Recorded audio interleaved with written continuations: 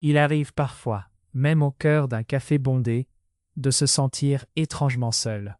On rit avec les autres, on participe à la conversation, et pourtant, l'impression de flotter à distance persiste, comme si l'on devenait invisible aux yeux du monde. Peut-être avez-vous vous aussi ressenti cela. Être entouré de tant de visages, et pourtant demeurer seul au fond de soi. Pourquoi certains d'entre nous portent-ils une telle solitude, même en plein milieu de la foule? Pendant longtemps, je ne comprenais pas cette énigme. Depuis l'enfance, ce sentiment m'accompagnait, silencieux et tenace. Il ne s'agissait ni d'une rareté, ni d'un trait exceptionnel, plutôt d'une manière singulière de percevoir le monde. Était-ce la délicatesse d'une sensibilité exacerbée, ou cette différence même qui rendrait tout plus difficile? J'ignorais encore si c'était cette singularité qui me séparait des autres. Imaginez un parc parisien, comme le Jardin du Luxembourg ou les buttes Chaumont, où les promeneurs s'arrêtent sous un rayon de soleil, échangent des sourires, partagent des paroles légères. Pourtant, au milieu de cette vie vibrante, je scrutais davantage les visages que les arbres ou les fleurs. Une phrase anodine murmurée par quelqu'un résonnait en moi durant des jours. Une infime variation dans l'atmosphère suffisait à troubler mon cœur. Alors que tous acceptaient les choses telles qu'elles venaient, mes questions surgissaient. Pourquoi agissons-nous ainsi? Pourquoi ces conventions paraissent-elles évidentes à tous, sauf à moi? Pourquoi devons-nous vivre ainsi? Ces interrogations ont été à la fois mon moteur et ma barrière. Je ne détestais pas les autres. J'aspirais à des liens profonds, au partage sincère, à cette communion d'âme que l'on devine parfois entre amis. Pourtant, la présence des autres était souvent source d'une fatigue étrange, presque palpable. Le vacarme d'un métro, les expressions fuyantes, ces petits mensonges échangés sans y penser, tout cela me parvenait avec une netteté douloureuse.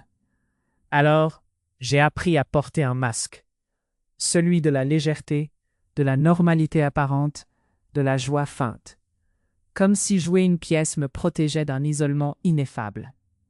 Mais derrière ce théâtre, la sensation d'exclusion ne s'effaçait pas. Ce n'était pas l'absence d'autrui, mais ce silence plus profond, celui d'un vide, d'une compréhension jamais donnée en retour. J'ai longtemps cru que j'étais simplement introverti, contemplatif, préférant la compagnie de moi-même. Cette explication suffisait, jusqu'au jour où un doute s'est glissé, aussi gênant que salutaire. Et si ma solitude ne venait pas du monde extérieur, mais de ma peur d'y pénétrer pleinement?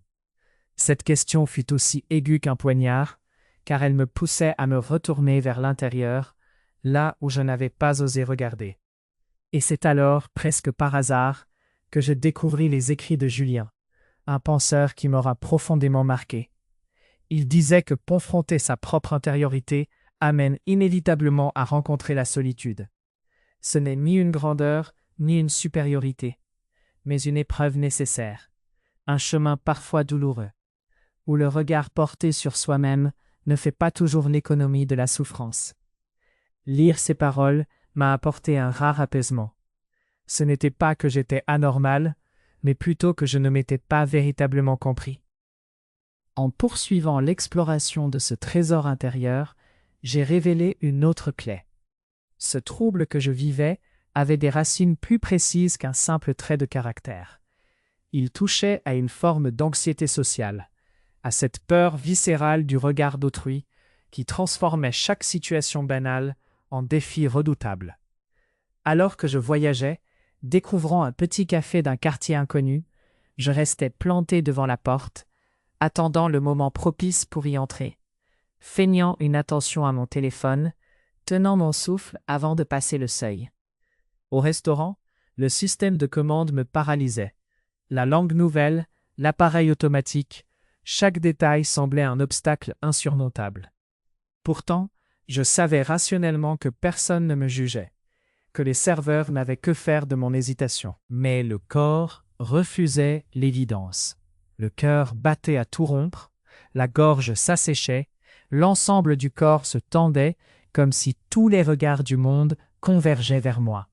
J'observais tout, mentalement décryptant chaque expression, chaque inflexion, chaque silence.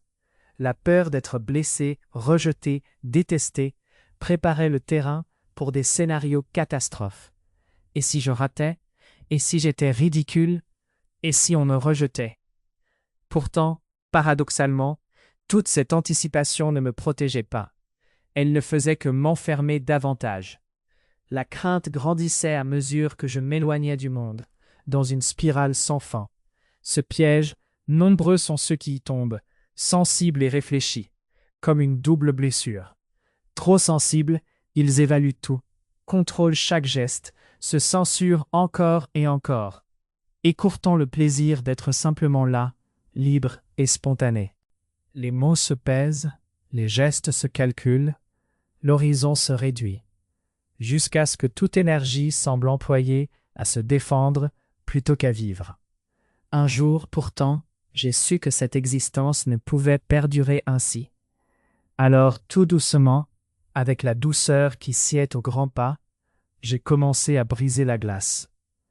Mince tentative d'abord, entrer seul dans un café, décrocher un appel, saluer un inconnu, envoyer un message.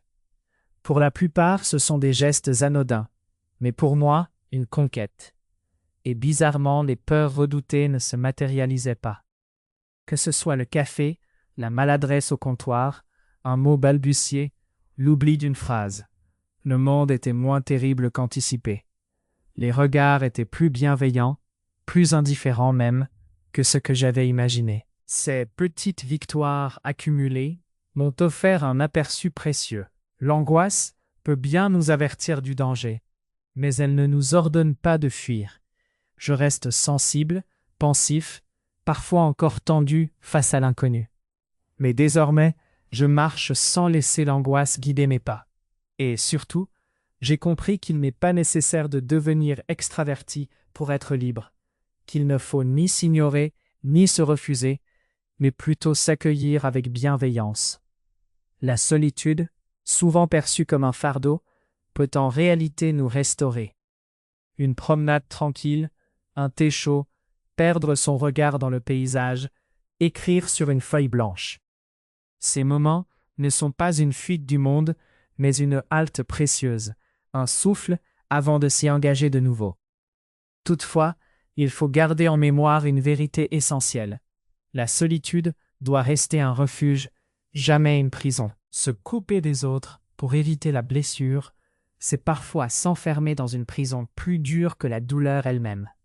Nous sommes faits pour vivre liés, même si ces liens ne sont pas nombreux ou intenses. Quelques âmes choisies, celles où l'on se sent accepté tel que l'on est, sans masque, sans explication, suffisent à nourrir notre santé intérieure. Peut-être que votre difficulté ne tient pas à une faille profonde, ni à une trop grande sensibilité. Peut-être avez-vous, comme moi, appris à vous protéger par prudence, érigeant des défenses face au monde. Et cela n'est pas une faiblesse, mais une stratégie de survie. Tous, à leur manière, bâtissent des remparts pour se préserver des blessures. Cependant, si ces barrières deviennent des chaînes, il est temps d'apprendre à les défaire peu à peu. Vous êtes simplement une personne qui ressent le monde à son propre rythme, qui pense avec profondeur, qui savoure, parfois plus longuement que d'autres, chaque émotion. Ne forcez pas votre pas pour suivre une cadence étrangère. Avancez à votre allure, celle qui vous sied. Et souvenez-vous, ce n'est pas votre sensibilité qui vous emprisonne, mais la peur d'en être blessé. Une fois ce fait reconnu, alors seulement, nous pouvons nouer avec le monde un lien plus apaisé, plus harmonieux, un lien qui nous fait enfin respirer librement.